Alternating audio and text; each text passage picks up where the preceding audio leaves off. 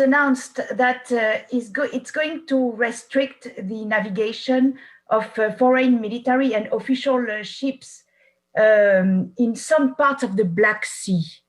So I wanted to know if you have a comment on that, and if you can confirm that the US Navy has canceled the deployment of 2 warships in the Black Sea this week.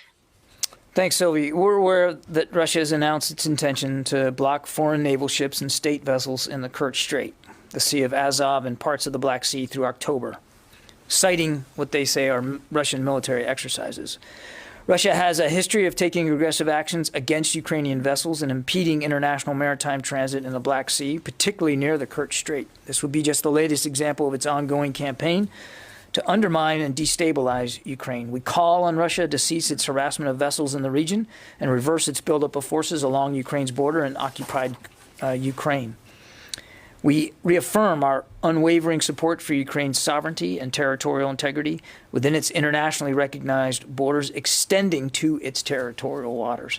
And as for your other question, Sylvie, you know, we don't talk about operational, specific operational movements. Certainly we don't talk about maritime operational movements in and out of specific choke points. I would tell you that we have, and you've seen this yourself, we have routinely operated naval warships in the Black Sea, and that will continue.